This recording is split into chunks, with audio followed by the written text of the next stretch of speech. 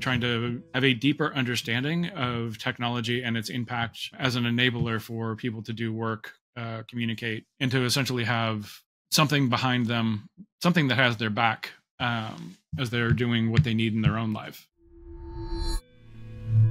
So sustainability, from my perspective, is understanding the limited resources that we have here on Earth, being able to understand we don't necessarily have a history of using renewable resources, things that are not of abundance, things are limited, and switching from things that are not renewable resources to renewable resources, or things that are in more abundance and not of limited quantity, but still give us the same quality or close to what we've been doing with limited resources, which are also sort of damaging our global home. So being able to have, essentially looking at technology where we will be in the future, needs to be able to be friendly or kind to that sustainability.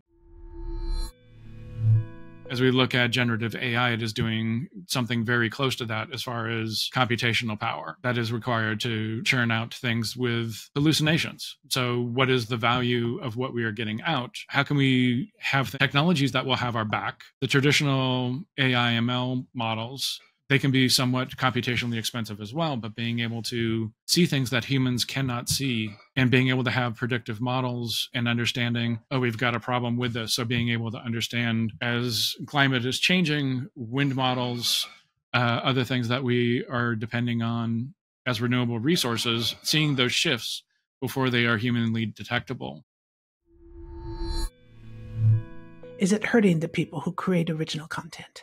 Coming from a background where there's sort of academic proof of where ideas come from, and being able to point to things and being able to say, oh, I got this idea. And it's also just a really good human trait to be able to say, oh, I read this from, Jane. Jane says this, go read Jane's piece. Here's my take on what Jane is saying.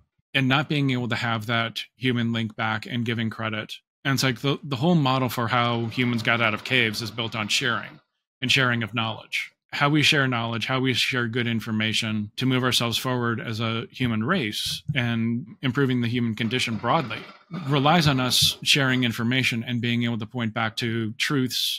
Where did this come from? What's the background on this? And being able to lean on things. And generative AI, for the most part, doesn't care about that.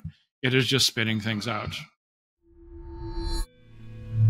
And it comes down to, there's sort of security and privacy constraints around it, and also being able to sort through what is truth, what is not truth, what are sort of made up facts and other things. Coming out of a background where you do academic work or even professional work, and it's like, well, where did you get this? Is this a hunch that you have, or is this something that is actually proven and you have something to back it up? And so it's being able to prove your work, prove where you got something. I have strong feelings toward being able to have that and being able to know where something came from. I wonder if it's going to come down to legal questions. A lot of the legal and regulation that has been talked about within the sort of the generative AI community, the companies that are out there now sort of have a lead, more or less. And essentially the regulations that they are talking about are protecting their lead rather than protecting the sources and protecting humanity.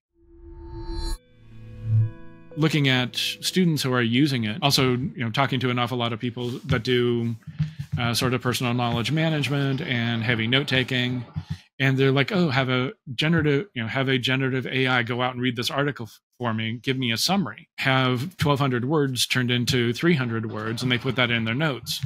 They didn't learn anything from it. The ability to go through and when you're reading through something and essentially having an argument with it in a do I agree with this? Do I not agree with what this article is saying? Is a really important part of understanding and building your own knowledge base in your head.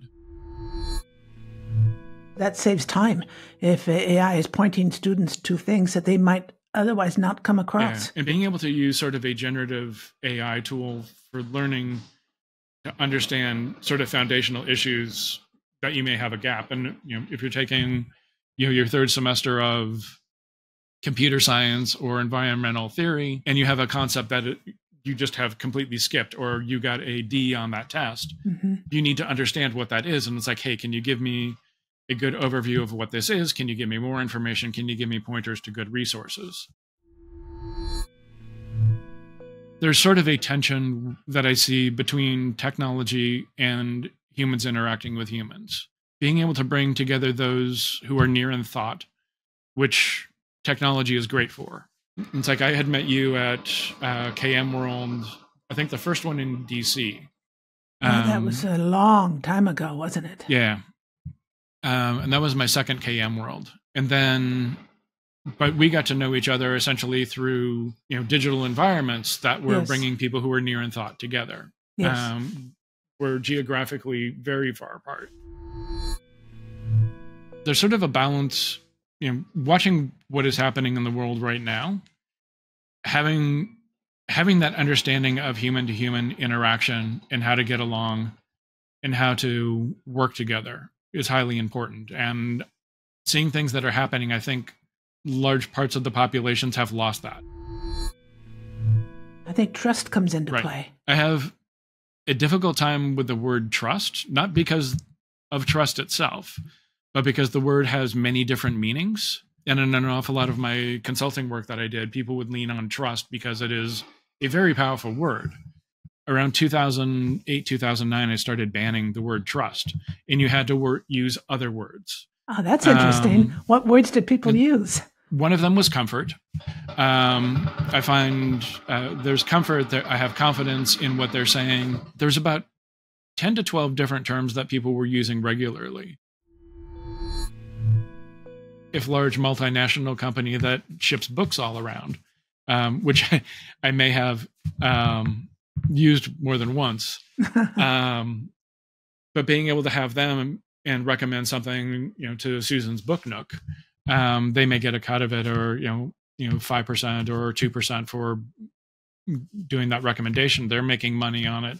It's bringing connection to your local community. So you're essentially looking at the technical side of things and the social side of things, bringing them together. So we're coming together as humans, as well as also increasing human knowledge and understanding. Technology really needs to sort out where it sits on sustainability. Those who are able to work through, one, having more secure systems, having more systems that respect our privacy, being able to have coding and systems that are far more efficient, also using renewable resources for that, not necessarily, swap credits or credits on we planted 700 trees, so therefore we can set up this new server farm, but being, truly using renewable resources and not doing the trade-offs. The faster we can get to that from a technology side, the more that we can do with technology, and essentially have technology have our back rather than having technology essentially becoming part of the problem rather than part of the solution. For more from this interview, subscribe to Imaginize World on YouTube or wherever you listen to your podcasts.